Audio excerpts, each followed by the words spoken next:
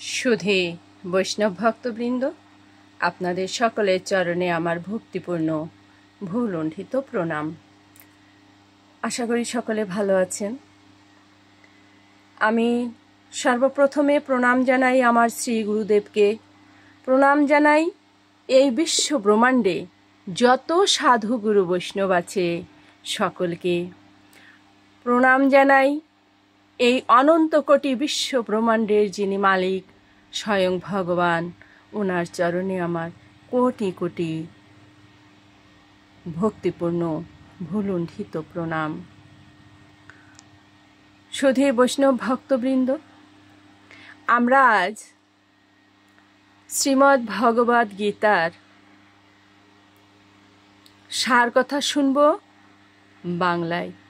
অনেক ভক্তগণ বলেন যে শ্রীমদ্ ভগবদ গীতার শ্লোক অত্যন্ত কঠিন, আমরা এটা আত্মস্থ করতে পারি না। বাংলায় পড়লে কি হয় না? হবে, কিছু না কিছু তো অবশ্যই হবে। আমি আজ শ্রীমদ্ ভগবদ গীতার সার কথা বাংলায় বলছি। অজ্ঞানতিমিরান্ধস্য জ্ঞানাঞ্জনশলাকয়া চক্ষুরুন্মীলিতং যেন তস্मै শ্রী গুরুবে নমঃ। নমোऽয়ং বিষ্ণুপাদায় কৃষ্ণপৃষ্ঠায় ভূতলে শ্রীমতে মহানাম স্বামিনীতে নমামিহে।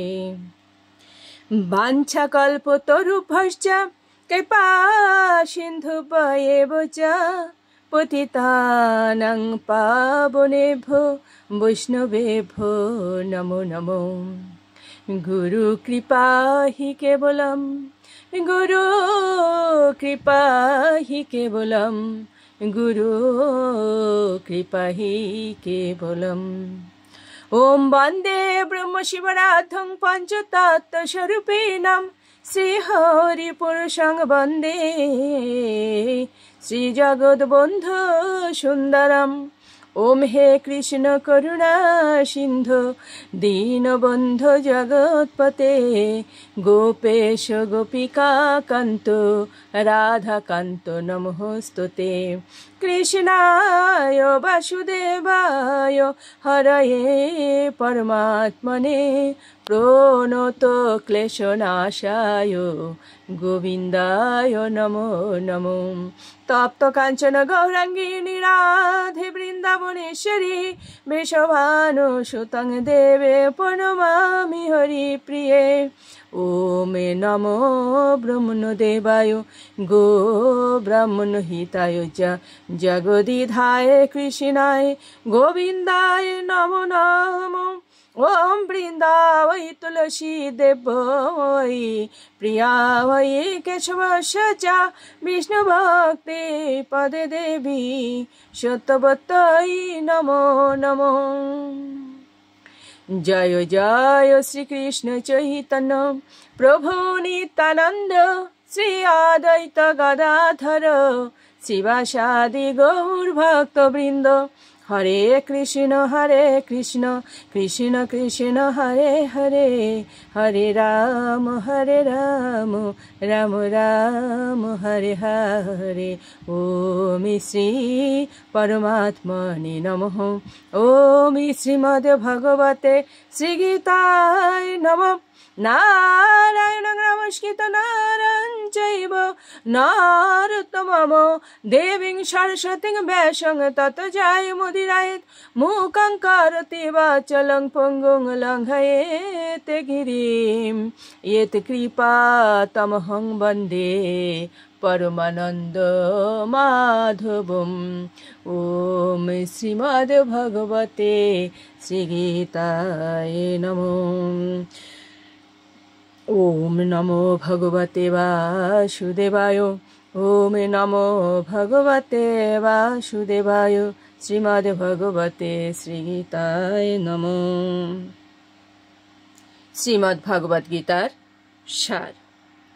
কুরুবংশে ধৃতরাষ্ট্র ও পাণ্ডু দুই ভাই। ধৃতরাষ্ট্রের 100 পুত্র কৌরব আর পাণ্ডুর 5 পুত্র। পাণ্ডব। কৌরবরা খল, হিংসুটে, একগুঁয়ে, অন্যদিকে পাণ্ডবেরা ধার্মিক, বিনয়ী, সদাচারী। সকল কর্মকে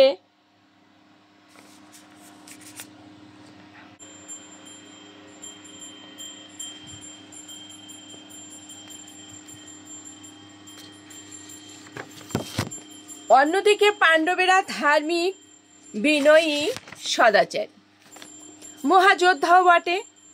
কৌরবদের জ্যেষ্ঠ দুর্যোধন পাণ্ডবদের প্রাপ্য রাজ্য দিতে না চাইলে কুরুক্ষেত্রে যুদ্ধের আয়োজন হয়। ধৃতরাষ্ট্র অন্ধ, হস্তিনায় বসে যুদ্ধর খবর সঙ্গে সঙ্গেই শুনতে চান। ব্যাসদেবের কৃপায় সঞ্জয় দিব্যদৃষ্টি লাভ করে 500 মাইল দূরের যুদ্ধক্ষেত্রে সকল কিছু দেখতে ও সকলের কথা শুনতে পেলেন। ঠিক বর্তমান যুগের টেলিভিশনের মতো বলতে লাগলেন ধৃতরাষ্ট্রকে। ধৃতরাষ্ট্রের প্রশ্নের উত্তরে সঞ্জয় বলতে শুরু করলেন, কৌরবদের 11 অক্ষৌহিণী সেনা ও পাণ্ডব পক্ষে 7 অক্ষৌহিণী। 1 অক্ষৌহিণী 21,870 গজ অর্থাৎ হাতি, 21,870 রথ, 65,610 অশ্ব আর 10,935 জন পদাতিক সেনা কুরুক্ষেত্রের মহাসমরাঙ্গনে দাঁড়িয়েছে। কপিধ্বজ রথে বসে আছেন তৃতীয় পাণ্ডব অর্জুন। সারথি শ্রীকৃষ্ণকে তার রথ 2 দলের মাঝখানে নিয়ে যেতে বললে তিনি তাই করলেন। অর্জুন বিপক্ষ দলে দেখতে পেলেন পিতামহ ভীষ্মকে, গুরুদেব দ্রোণাচার্যকে, সকল আত্মীয় স্বজনদের। ভয়ে শিউরে উঠলেন অর্জুন। কৃষ্ণকে বললেন, সখা, আমি যুদ্ধ করব না, গুরুজনদের বধ করে রাজ্য চাই না, ভিক্ষায় জীবনযাপন করব, সেও ভালো, তবু রক্তমাখা রাজ্যের প্রয়োজন নাই। যুদ্ধে সেনাপতির কোনো অঙ্গ ভেঙে গেলে ক্ষতি নাই, কিন্তু মন ভেঙে গেলে যুদ্ধে পরাজয় নিশ্চিত। তাই ভগবান শ্রীকৃষ্ণ অর্জুনের মনটিকে চাঙ্গা করবার জন্য একের পর এক উপদেশ দিলেন। বললেন, অর্জুন, মানুষের আত্মা অমর, অজয়, অব্যয়, তাকে কেউ মারতে পারে না, তাকে পোড়ানো যায় না, তাকে অস্ত্র দিয়ে কাটাও যায় না, কাজেই সেজন্য দুঃখ করা উচিত নয়। আর সবাইকে মরতেই হবে। ইন্দ্রিয়ভোগ্য বিষয় চিন্তার দ্বারা বিষয় সঙ্গ হয়, সঙ্গের ফলে কামনা হয়, অর্থাৎ পেতে ইচ্ছা করে। কামনায় বাধা পড়লে ক্রোধের সৃষ্টি হয়, ক্রোধের ফলে হিতাহিত জ্ঞান থাকে না, তার ফলে স্মৃতির বিভ্রম হয়, তখন বুদ্ধিনাশ, শেষে বিনাশও ঘটে। সৎসঙ্গের দ্বারা দুঃসঙ্গের বিনাশ হয়, আর মুক্তির বাসনার দ্বারা কামনা বিনষ্ট হয়। কামনা ত্যাগ হলে আত্মনিষ্ঠা আসে, আর আত্মনিষ্ঠা থেকেই স্থির প্রজ্ঞ হয়। সাধারণত মানবগণ আত্মজ্ঞান লাভের চেষ্টা করে না, আর যারা সংযমী তারা সবসময় আত্মজ্ঞান লাভের চেষ্টা করেন। সাধারণ লোক ইন্দ্রিয়ের দ্বারাই বিষয়ভোগে লিপ্ত থাকে, কিন্তু তত্ত্বদর্শীগণ সেই বিষয়ের দিকে দৃষ্টিপাত করেন না। যিনি আত্মাতে সন্তুষ্ট থাকেন তার কোনো কাজ করার প্রয়োজন নাই, তখন তার অর্থ ও অনর্থ কিছুই নাই। গুণ সকল গুণেই বর্তমান থাকে, এই চিন্তা করে তত্ত্ববিদগণ বিষয়ে আসক্ত হন না। জ্ঞানরূপ ভেলার দ্বারাই পাপ হতে রক্ষা পান। হে অর্জুন, জ্ঞানাগ্নি সকল কর্ম বিনষ্ট করে দেয়। যে মানব সঙ্গ ত্যাগ করে কেবল পরম ব্রহ্মে সকল কর্মকে বিনাশ করেন, তিনি পদ্মপাতার জলের মতো পাপে লিপ্ত হন না। যিনি যোগে যুক্ত রয়েছেন তিনি সর্বভূতে আপনাকে আর নিজের মধ্যে সর্বভূত দেখে সব সময় সমদর্শী হন। যিনি পূর্বে যোগ সাধন করেছেন কিন্তু পরে কোনো কারণে যদি যোগভ্রষ্ট হন, তাহলে তিনি পরজন্মে সদাচারী ধনীর ঘরে জন্ম লাভ করে পুনরায় যোগ সাধন শুরু করেন। কোনো কল্যাণকারী জন কখনো দুর্গতি লাভ করে না। দৈবী গুণময়ী মায়া হতে মুক্ত হওয়া খুব কঠিন, তবে একান্তভাবে যিনি আমার শরণাপন্ন হবেন তিনি সেই মায়াকে অবশ্যই জয় করতে পারবেন। হে পার্থ, আর্ত, জিজ্ঞাসু, অর্থাৎ আর জ্ঞানী, এই 4 প্রকারের মানব আমার ভজনা করে, তাদের মধ্যে জ্ঞানী শ্রেষ্ঠ। অর্জুন জিজ্ঞাসা করলেন, মানুষ অনিচ্ছা সত্ত্বেও কারো দ্বারা জোরের সঙ্গে পাপ কাজে লিপ্ত হয়? ভগবান বললেন, রজগুণের দ্বারা প্রভাবিত কাম আর ক্রোধ, এই 2 শত্রুরূপে এমন কাজে লিপ্ত করায়। অগ্নির তুল্য কাম, তাকে দমন করা সহজ ব্যাপার নয়। জ্ঞানীদের নিত্য শত্রু সেই কাম দম্ভ ভরে জ্ঞানকে আচ্ছন্ন করে রাখে। হে অর্জুন, প্রথমে ইন্দ্রিয়গণকে চেষ্টার দ্বারাই বশীভূত করে জ্ঞানের বিনাশকারী কামনাকে জোর করে ত্যাগ করতে হবে। তারপর অর্জুনের আর এক প্রশ্নের উত্তরে ভগবান বললেন, অধর্মের দ্বারা যখন ধর্মের হানি হয় তখন আমি দিব্যদেহ ধারণ করে থাকি।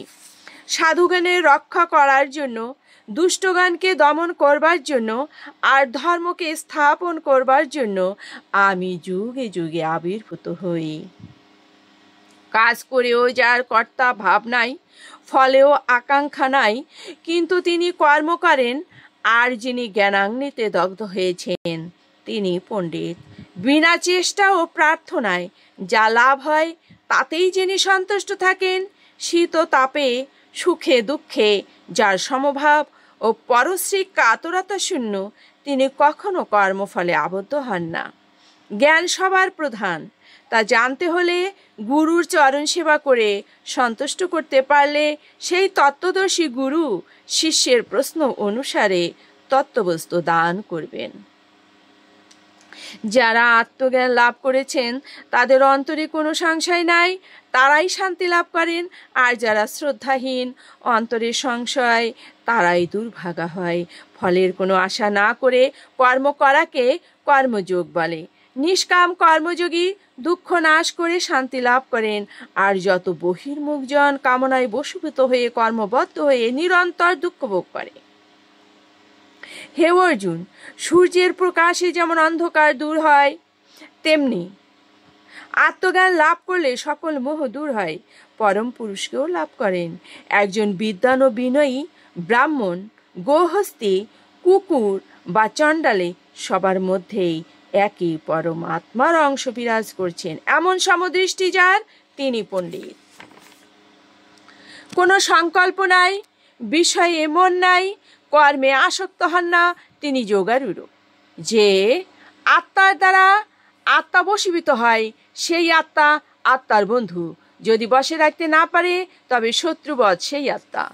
যোগাভ্যাসের দ্বারা মনকে স্থির করতে পারলে সকল কামনা শূন্য হওয়া যায়।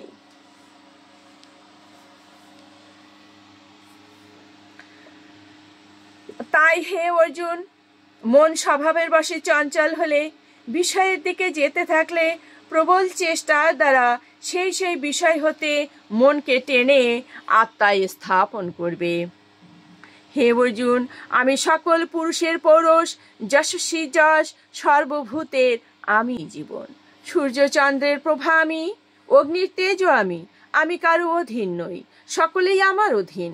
আমাকে কেউ জানতে পারে না, আমি সবার জ্ঞানের অতীত। যারা দেবতার পূজা করে তারা দেবলোকে যায়, কিন্তু পুণ্য খায়ে আবার ফিরে আসতে হবে। আর যারা আমার সাধনা করে আমাকে পাবে, তারা আমার নিত্য শান্তিধাম লাভ করবে। হে অর্জুন, মৃত্যুকালে যে যেই ভাব নিয়ে প্রাণ ত্যাগ করে, পরজন্মে সে সেই ভাব লাভ করবে। যারা আমার প্রিয় ভক্ত তারা সতত আমাকে স্মরণ করে মৃত্যুর সময়েও আমাকে লাভ করে, আর এ সংসারে ফিরে আসে না, জন্ম মৃত্যুর ক্লেশও পায় না। শ্রদ্ধাহীন মূঢ়গণ আমাকে কখনো পায় না। মৃত্যুময় এ সংসারে বারবার যাতায়াত করে। জগতের সকল জীব আমাতেই অবস্থান করছে। প্রলয়ে সকলে আমাতেই বিলীন হয়। আবার যখন কল্প আরম্ভ হয় তখন আমি সকলকে আবার সৃষ্টি করি। হে অর্জুন, যারা ঐকান্তিক চিত্তে আমার ভজনা করে, সবসময় আমাকে স্মরণ করে, তাদের যা কিছু প্রয়োজন আমি যোগান দেই, আর তাদের যা আছে তাও রক্ষা করি। কেউ যদি ভক্তি ভরে পত্রপুষ্প ফল আর জল আমাকে অর্পণ করে, তা আমি সাদরে গ্রহণ করি। এইভাবে তপস্যা করো, দান করো, ভোজন ইত্যাদি যা কিছু করবে আমাকেই আগে অর্পণ করবে, তাহলে কর্মের বন্ধনে পড়বে না, অবশ্যই মুক্তি হবে, আমাকেও পাবে।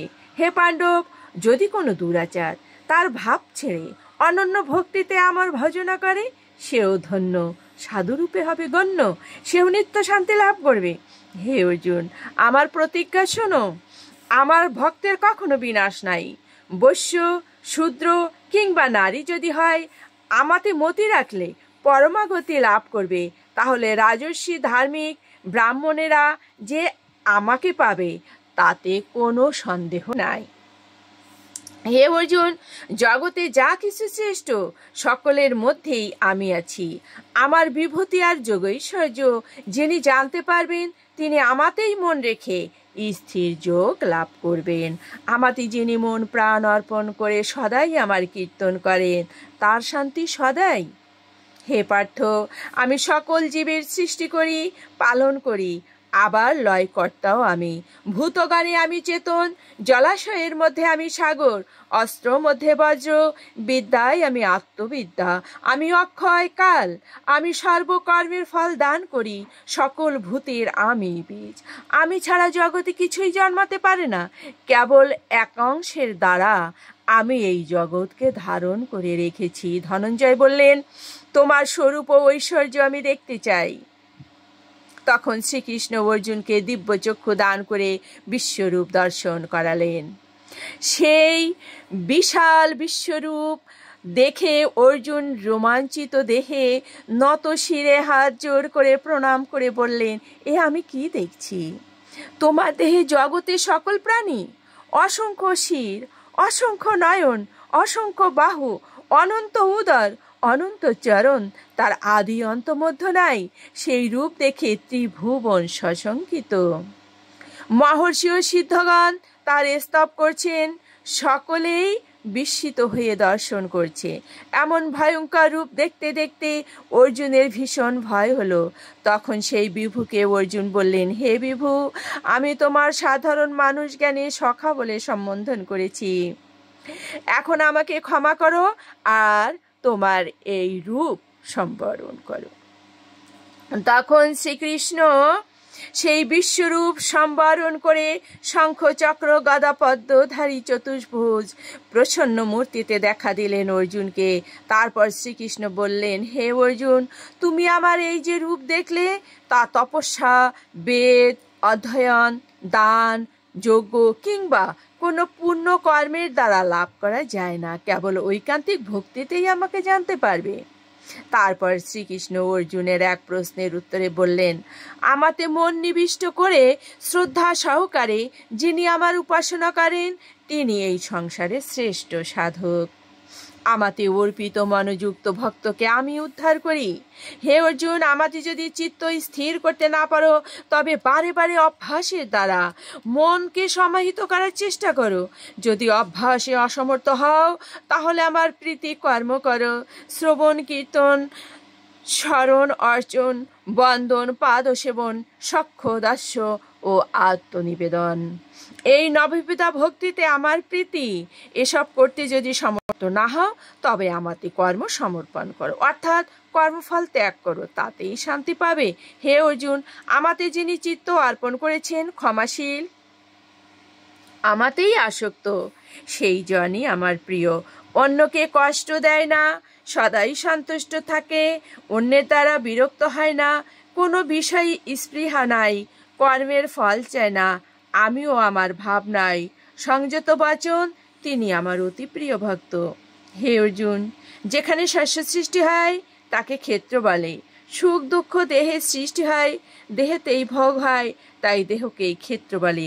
যিনি এটা বোঝেন তিনি ক্ষেত্রজ্ঞ। হে ধনঞ্জয়, যার সর্বত্র বদন, চক্ষু, কর্ণ, হস্ত, পদ, যিনি সমস্ত ব্যাপিয়ে থাকেন, যার কোনো সঙ্গ নাই, সবার আধার, যিনি আত্মারূপে সর্বভূতে বিরাজিত, কিন্তু সূক্ষ্মতার কারণে তাকে জানা যায় না। জ্ঞানীরা জ্ঞানযোগে তাকে দেখতে পান। তিনি অনুমতিদাতা, তিনি ভোক্তা, তিনি কর্তা, আবার তিনি মহেশ্বর। প্রকৃতিতে তিনটি গুণ, সত্য, রজ ও তম। সত্যগুণ সুনির্মল, প্রকাশক, নির্দোষ, সুখেরও জ্ঞানের সঙ্গ পায়। রজগুণের দ্বারা আসক্তি জন্মে, কামনার উদয় হয়, কর্মের বন্ধনে জীবকে বেঁধে রাখে। অজ্ঞানের দ্বারা তমগুণের সৃষ্টি, প্রমাদ, আলস্য ও নিদ্রা জীবকে আবদ্ধ করে। সত্যগুণ বৃদ্ধিকালে জীবের মৃত্যু হলে পরমধামে গমন করে। রজগুণ বৃদ্ধিতে জীবের মৃত্যু মানবজনিতেই জন্ম লাভ করে, আর তমগুণ বৃদ্ধিতে পশুর জনি লাভ করে। আর যারা ত্রিগুণের অতীত, তারা জন্ম মৃত্যু জরা দুঃখ মুক্ত হয়ে মুক্তি লাভ করে। সোনা, পাথর, মাটিতে যার সমান জ্ঞান, নিন্দা কিংবা প্রশংসার যার কাছে সমান মান অপমান বোধ নেই, সেই ভাগ্যবান গুণাতীত। তিনি ঐকান্তিক ভক্তি ভরে আমার উপাসনা করেন, অন্তিমে ব্রহ্ম লাভ করেন। হে অর্জুন, একটি অব্যয় অশ্বৎ বৃক্ষ, বেদ যার পত্র, বিষয় পল্লব, সেই সংসাররূপ বৃক্ষের উপর দিকে মূল আর নিচের দিকে শাখা, বাসনারূপ ঝুড়ি। ধর্মাধর্ম কর্মের দ্বারাই সৃষ্টি সেই বৃক্ষটি। সেই বৃক্ষের ডালে ডালে বদ্ধজীব ঘুরে বেড়ায়। বৈরাগ্য অস্ত্রের দ্বারা প্রাণীগণ সেই সংসাররূপ অশ্বৎ বৃক্ষের মূল ছেদন করেন।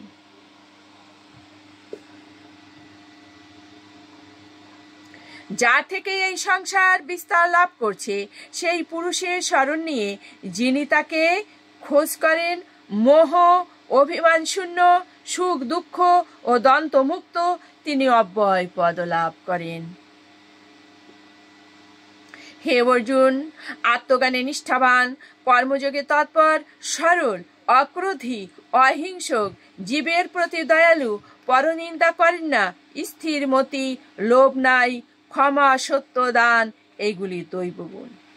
আস্ফালন, অহংকার, নিষ্ঠুরতা, ক্রোধ, অভিমান, অজ্ঞান, আসরিক গুণ, ধর্মের প্রবৃত্তি, অধর্ম হতে নিবৃত্তি অসুরেরা জানে না।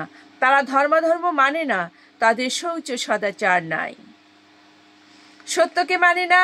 জগতের ক্ষয়ের জন্যই এইসব অসুরদের জন্ম। হিংসুক, উন্মত্ত ও খল, এইসব নানাধর ক্রূরমতি অসুরগণকে ব্রাহ্য সর্পাদি জনিতে আমি এই সংসারে বারবার ভ্রমণ করাই। তারা কখনোই আমাকে পাবে না। হে অর্জুন, কাম, ক্রোধ আর লোভ এই তিন নরকের দ্বার স্বরূপ। এই তিনকে অবশ্যই বর্জন করবে। যে স্বেচ্ছাচারী শাস্ত্রবিধি না মেনে কাজ করে, তার কখনো সিদ্ধি হয় না, শান্তি বা সুখ পায় না, মুক্তি লাভ তো দূরের কথা। তারপর অর্জুনের আর এক প্রশ্নের উত্তরে শ্রীকৃষ্ণ বললেন, শ্রদ্ধা তিন রকম, সত্য, রজ ও তম। সাত্ত্বিকেরা ভক্তি ভরে দেবতার পূজা করে, রাজসিকগণ যক্ষরক্ষে পূজা করে, আর তামসিকরা ভূত প্রেতের পূজা করে। কামনার আসক্তিতে দম্ভ অহংকারে দেহ মাঝে আমাকে কষ্ট দিয়ে অবিবেকগণ অতি উগ্র তপস্যাদি করে। তারা অতি মূর্খ, আসরিক বুদ্ধি তাদের। তিন প্রকারে খাদ্য, আয়ু, চিত্ত, প্রসন্নতা, উৎসাহ, আরোগ্য, বল, রুচি বাড়ে। রসালো খাদ্যপ্রাণযুক্ত প্রীতিকর আহার সাত্ত্বিক। আরোগ্য, বল, রুচি বাড়ে, রসালো খাদ্যপ্রাণযুক্ত প্রীতিকর আহার, এটাই হচ্ছে সাত্ত্বিক। অতি অম্ল, অতি তিক্ত, অতি উষ্ণ, লবণাক্ত, অত্যধিক ঝাল, যাতে দুঃখ শোক রোগ বাড়ে, সেই সব খাদ্য রাজসিকদের প্রিয়। আর বাসি পচা, দুর্গন্ধ, শুষ্ক, উচ্ছিষ্ট, অস্পৃশ্যের ছোঁয়া যেসব খাদ্য, তা তামসিক। হে অর্জুন, তপস্যা, যজ্ঞ, দান, ঈশ্বরে একাগ্র চিত্তে ফলাকাঙ্ক্ষা শূন্য হয়ে শ্রদ্ধার সঙ্গে অনুষ্ঠিত সাত্ত্বিক। পূজা ও সম্মানের জন্য যদি করে তবে তা রাজসিক, আর মোহাচ্ছন্ন হয়ে অপরকে কষ্ট দিতে যদি করে তবে তা তামসিক। হোম, তপস্যা, দান, যজ্ঞ কিংবা যে কোনো অনুষ্ঠান যদি অশ্রদ্ধার সঙ্গে করে, ইহ বা পরকালে তাতে কোনো ফল নাই, সকল অসৎ বলে জানবে। অর্জুনের আর এক প্রশ্নের উত্তরে শ্রীকৃষ্ণ বললেন, কর্মফল ত্যাগকেই সন্ন্যাস বলে।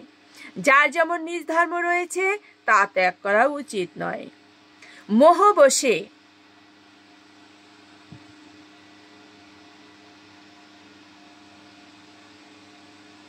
মোহবশে যদি ত্যাগ করে তাহলে তা হবে তামস, কায়িক ক্লেশের ভয়ে ত্যাগ করলে তা হবে রাজসী।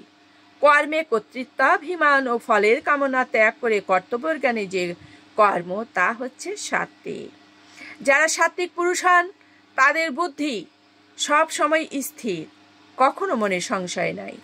দুঃখ কর্ম এলে দেশ নাই, সুখের কর্মেও অনাসক্ত রয়। সকল জীবের মধ্যে এক আত্মা, এই জ্ঞান সাত্ত্বিক। ভিন্ন ভিন্ন দেহে ভিন্ন ভিন্ন আত্মা, এই জ্ঞান রাজসী। আর প্রকৃত তত্ত্ব না জেনে দেহকে সর্বস্ব বলে জানে, সেই জ্ঞান তামস। হে অর্জুন, তপস্যা, সরলতা, সম, দম, সুচিতা, ক্ষমা, জ্ঞান, সাত্ত্বিকী শ্রদ্ধা এ সকল ব্রাহ্মণের লক্ষণ। পরাক্রম, তেজ, ধৈর্য, কার্যকুশলতা, যুদ্ধ ছেড়ে পালায় না, মুক্ত হস্তে দান করা, শাসন করার ক্ষমতা আছে, এসব ক্ষত্রিয়ের লক্ষণ। কৃষিকার্যে, বাণিজ্য, গোপালন বৈশ্যের কর্ম, আর সবাকার সেবা কার্য শূদ্রের কাজ। যারা নিত্যকর্মে নিষ্ঠাবান তারা অবশ্যই ভাগ্যবান, সিদ্ধ লাভও করেন। সকল কাজেই দোষ আছে, তাই বলে নিজের ধর্ম ত্যাগ করা উচিত নয়, পরধর্ম গ্রহণ করা উচিত নয়। হে অর্জুন, এখন তোমাকে জ্ঞানের চরম সীমা বলবো, মন দিয়ে শোনো।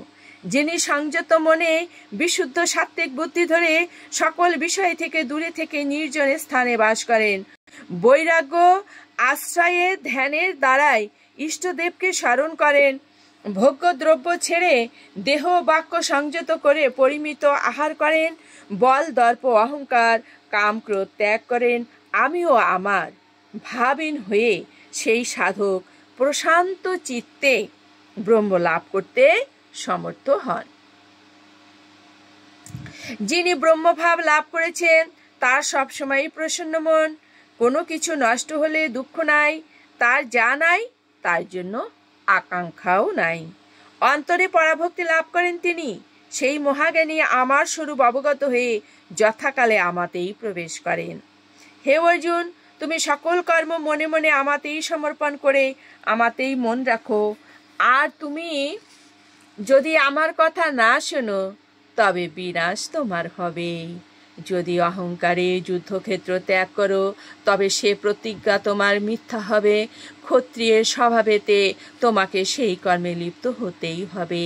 হে অর্জুন, বাজিকর যেমন যন্ত্রের পুতুলকে নাচায়, তেমনি ভগবান সর্বভূতে অধিষ্ঠান করে মায়া বলে সকলকেই এই সংসারে ভ্রমণ করাচ্ছেন। হে পার্থ, তুমি আমার অতি প্রিয়, তাই তোমাকে আমি অতি গোপনীয় কথা বলছি, যাতে তোমার মঙ্গল হবে। তুমি সব সময় আমাতেই মতি রাখো, আমাকেই ভক্তি ভরে পূজা ও প্রণাম করো। আমি প্রতিজ্ঞা করে বলছি, তুমি নিত্য ধাম লাভ করবে। সকল ধর্ম ত্যাগ করে তুমি আমার শরণাপন্ন হও। তোমার যদি কোনো পাপ থেকে থাকে আমি তা মুক্ত করে দেব, দুঃখ করো না। আর এক কথা বলি শোনো, আমার যে নিন্দা করে, নিজের ধর্ম পালন করে না, অন্তরে ভক্তি নাই, তাকে এই আমার উপদেশ যুক্ত গীতা শাস্ত্র বলবে না। আমার ভক্তগণের কাছে এই গীতা শাস্ত্র যিনি ব্যাখ্যা করবেন তিনি নিশ্চয়ই আমাকে পাবেনই পাবেন। যিনি গীতার ব্যাখ্যা করেন তিনি আমার অতি প্রিয়, তার থেকে প্রিয় আমার আর কেউ নেই। এই ধর্ম বিষয়ক উপদেশ ভক্তিভাবে যে পাঠ করবে, যে জন জ্ঞান যজ্ঞে আমারই অর্চনা করবে।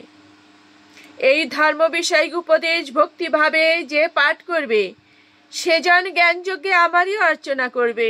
হিংসা শূন্য হয়ে ও শ্রদ্ধা সহকারে এই শাস্ত্র যে শ্রবণ করবে, সকল পাপ থেকে সে মুক্ত হবে আর অন্তিমে শুভলোক লাভ করবে। হে কুন্তিনন্দন অর্জুন, এতক্ষণ আমি তোমাকে যা কিছু তত্ত্বকথা শোনালাম তাই এক মনে শুনেছ তো? তোমার অজ্ঞানজ মোহ দূর হয়েছে তো?